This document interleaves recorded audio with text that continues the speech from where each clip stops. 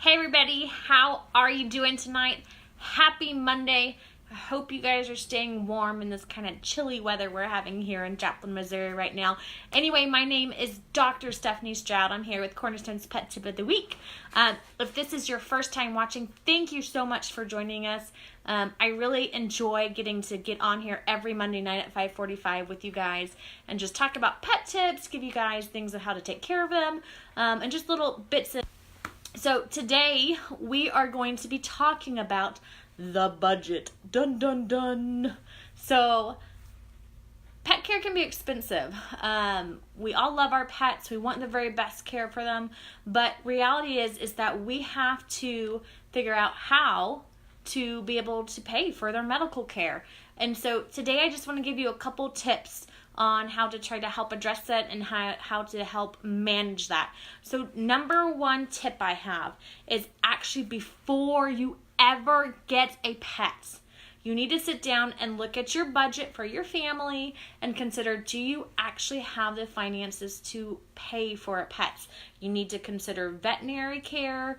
You need to consider where you're going to house them. Are you going to be housing them inside or outdoors? If you are housing them indoors, are you going to have a crate for them? You're going to have water dishes, lots of blankets. If you're housing them outside, you need to consider, do you have a shelter already that's going to help protect them from the summer heat and the winter wind, or are you going to need to build a shelter? Do you need to get a doghouse? Do you need to build a fence? All those are things you need to consider with the care of your pet before you ever get a pet. And then after you decide, okay, I'm going to get a pet, we have the budget for it, we have these finances we can set aside, you need to consider and do your research on what kind of pet are you going to get. There are some pets that I would consider more high maintenance than others. So there are those pets that have more medical conditions and require more intensive care than others. So you want to make sure to be really avid and do your research in order to know what kind of pets you're going to be getting and what kind of medical conditions you could be potentially looking at with them. Okay, that was your first tip. Second tip is consider getting pet insurance for your pets. I know that kind of seems crazy and you think, what the heck? You're telling me how to save money, but you're telling me to pay for pet insurance. Pet insurance has been shown to do so many things for your pets, guys, because it allows you to provide the quality care that you want without having to worry about huge medical bills coming through. So pet insurance is a wonderful way to help take care of your pets and to reduce the total amount of money you're going to spend on them throughout their lifetime. The best time to start pet insurance is when they are less than a year old. Okay, that is the best way and best time to get them started and to talk to whatever pet insurance company you may be looking at. Now, in general, there's 3 pet insurances that we here at Cornerstone Animal Hospital have found to cover most pets and be the best. First one would be Trupanion. Second one would be Nationwide Pet Care. And the third one would be Pet Plans. That being said, again, do your research. Depending on what exactly you are wanting in a pet, you may want to consider other insurance companies because they may be able to offer you something better for that. Such as if you are a person who's doing agility training, you may want to select special packages, such as you want to may increase the coverage that you have for orthopedic conditions, or you may want to increase or make sure that your insurance covers things for rehabilitation or chiropractic work. All those things are things you're going to want to research, and it's going to depend on the type of pet and what your purpose for having that pet is. Okay, so make sure that you're doing your research when you are choosing a pet insurance. Again, the sooner you start her, the more affordable the premiums will be.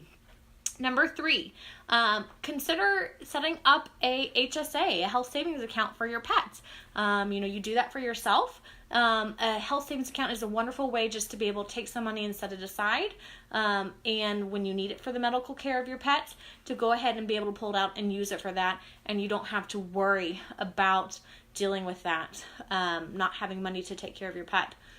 Number 4, try to find a hospital or be on the lookout for hospitals that offer alternative methods of payment, such as care credits or scratch pay, or maybe payment banks.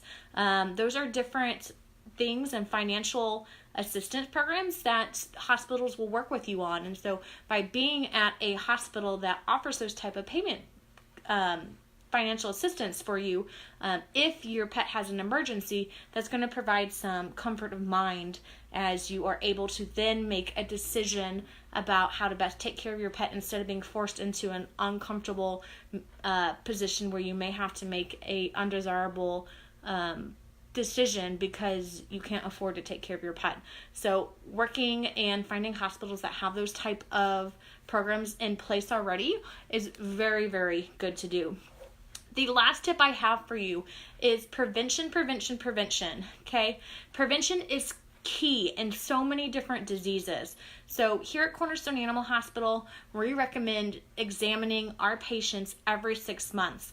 The reason that we recommend that is because we want to catch any disease processes very early on.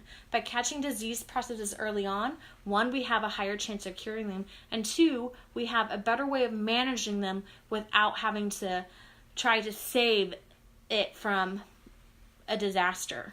So make sure you are going to a veterinary hospital that is very focused on prevention and disease management, so that you can end up improving the quality care and life of your pet, so they're around for as long as possible, but also it ends up being less expensive in the long run when you're not trying to save them from different health crises and trying to bring them back to a normal condition. So those are my tips for you today. I hope you find them helpful. If you have other tips that you have found helpful as you have been creating a budget and working with your finances with your pets, be sure to drop them below. Those are always things we want to share with other people, because we are all in this world and this life together.